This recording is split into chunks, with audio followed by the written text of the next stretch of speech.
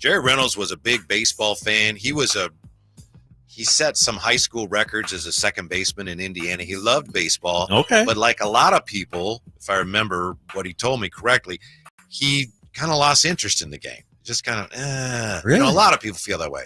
So I'm wondering here if he's going to be any more interested in baseball when it returns or Yes. when it comes to Sacramento. Let's find out. Here he is, all-time Kings icon, Jerry Reynolds. How are you today, Jer? Well, I'm pretty good. First thing before this baseball jibber jabber, I got to tell Mr. Draper, I want to congratulate you and your Eagles on a massive victory. Very deserving. Certainly the best team. And I want to apologize for some of the disparaging kind of remarks I made about some of your Eagles attire. It was, a little bit beneath me, Right. and Wow. And so, I'm a little ashamed of that. Now, having said all that, Here we go. All right. it starts again next year, by the way. They ain't, so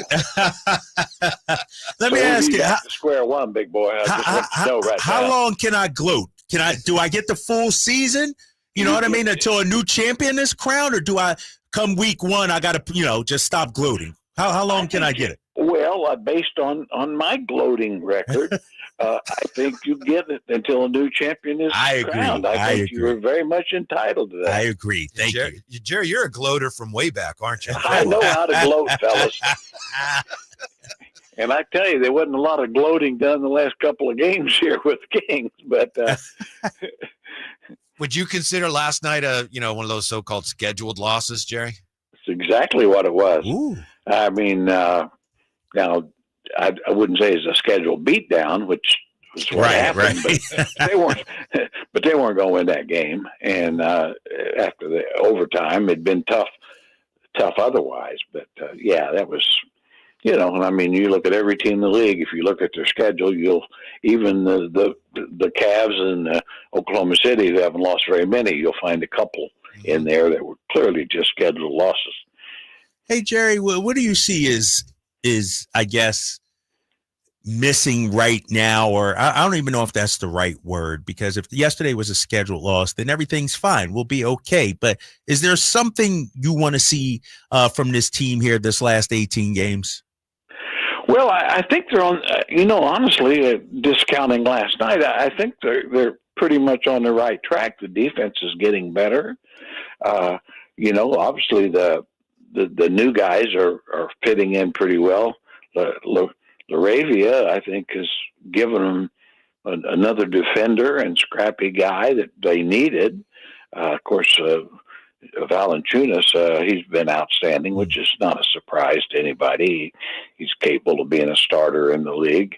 But so to me, it's still a little work in progress. I mean, like I say, I think if I had any questions or any thoughts, that I think they would be better if they could just have a little more structure in their offense in crunch time in the last 5 or 6 minutes, to get a little more movement, get more people kind of involved, because it gets tough to get buckets there, and if the opponent's defense can kind of have some pretty good idea of what you want to do, it's going to make it even tougher. And I think we're fairly easy to scout down the stretch. Well, I believe, Jerry, you just answered my next question, which was about that 7-point lead the Kings had with 1:48 left in regulation Sunday against the Clippers, and then they did not score again until overtime. So that's exactly the type of struggles down the stretch of games you're talking about, right? Exactly. And I mean, it's not to say that they didn't get some decent shots, but I mean, I still think if you can feel like you have a chance to get the exact matchup you want, or a shooter, if you can get a Levine with a live dribble in shooting range, well, you got to like that. You might have to run him off 2 or 3 screens to do that, but rather than hoping.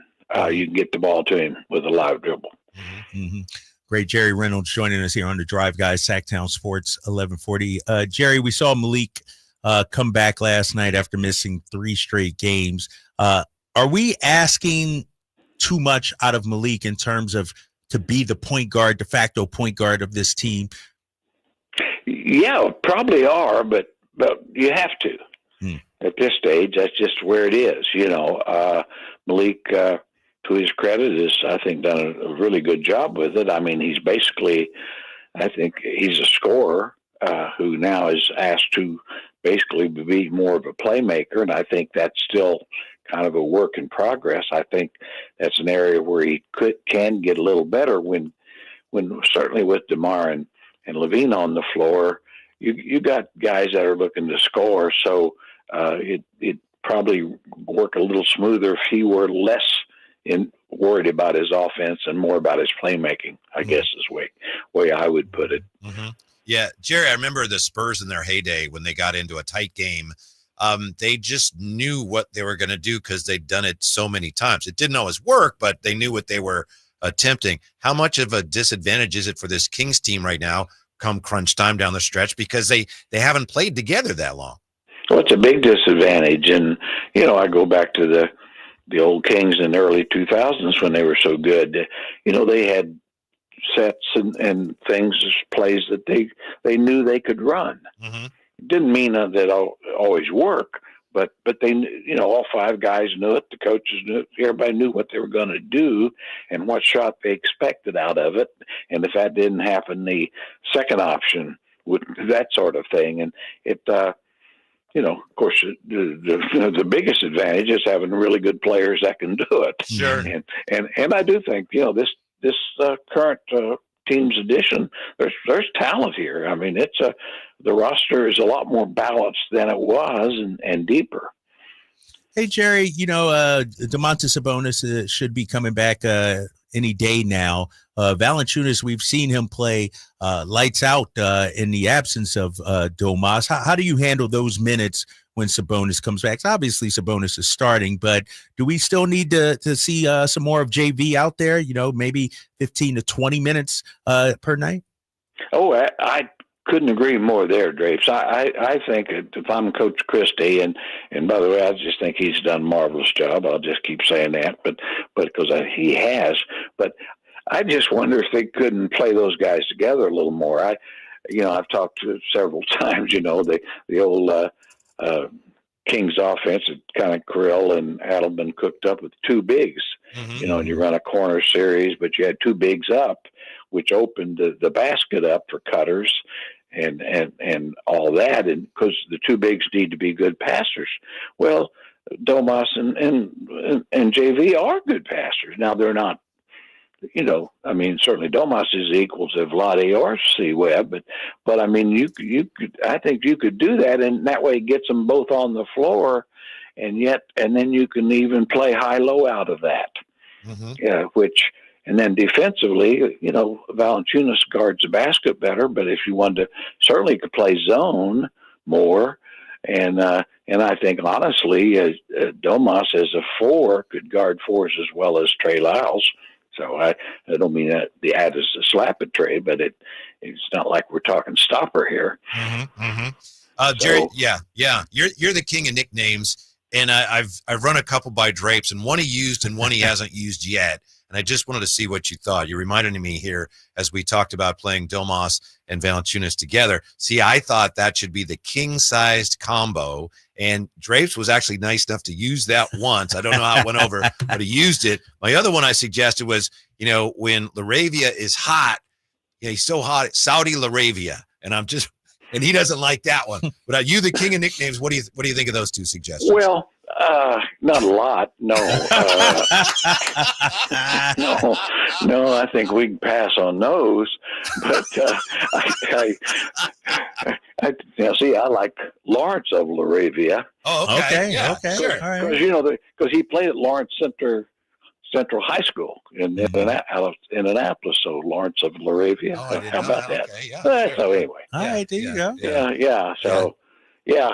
I don't know. I haven't thought about it much. I don't get paid to make nicknames anymore. Right. I mean, they're going to have to, I'm kind of like Drapes. I don't want to pay for bags. I don't want to do anything I don't get paid for.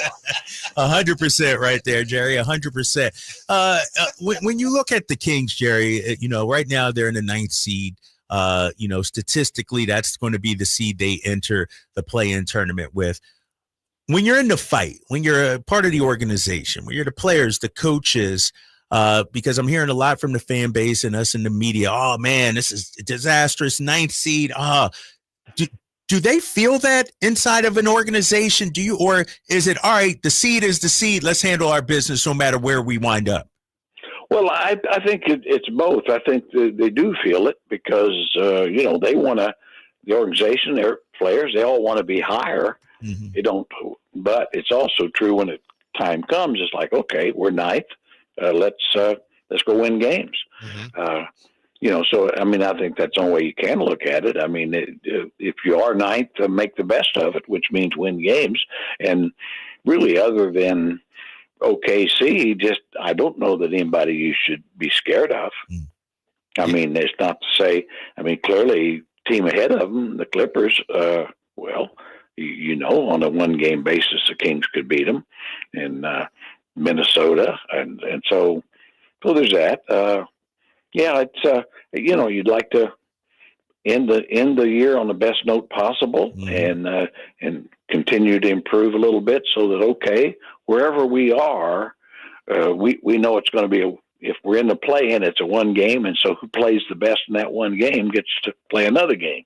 I think that's the way I'd treat it. Yeah. And then the downside, of course, with being the 9 or 10 is the best you can finish is with the 8 seed, in which case you would play Oklahoma City in the first round. But obviously that beats not being in the playoffs at all. What do you think, Jared, the way that Devin Carter's been playing lately? I like him. I'm glad that Coach Christie's went to him. In other words, quite honestly, you weren't getting much out of Fultz. There's a lot of reasons for that, but there's certainly an excuse for it, just coming in like he has. But the truth is, Devin has come in there and given you a little energy. He's making some shots, and certainly defensively, he's a scrapper and rebounds. I think, the guy was drafted 13 for a reason, and I think his time in the G League has probably improved his game. And down the stretch here, let's see what he can do in limited minutes. Jared, would he have gone higher if it weren't for the shoulder issue? Oh yeah, of course. Yeah, actually, if I could throw the ball more than 40 miles an hour, I'd probably went a little higher. Yeah. Jerry Reynolds. Hey, Jerry, go to the YouTube chat. This might be the comment of the day right here. Our guy, Banter the Young. Jerry is like breakfast. Great at any time. Yeah. How you feel about that, being compared to bacon and eggs? Well, I'd say he really knows what he's talking about. That is one smart individual. And yes, any time of the day, I'm good. It's just sometimes I'm a little better.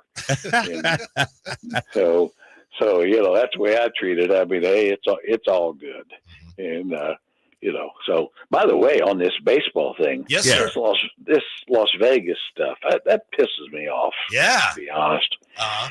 It's like, my goodness, treat Sacramento like Sacramento's doing the A's a favor, for goodness sakes. Right. And that's your customer base. People ain't driving in from Vegas to see them. Yeah, you're right.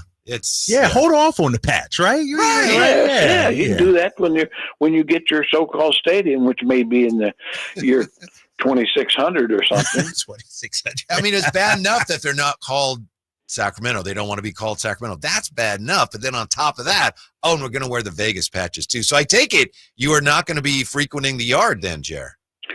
I'm a little, like I say, it's going to be a while. My feelings are hurt. I think I just think it's they're not understanding and being fair to their customer base.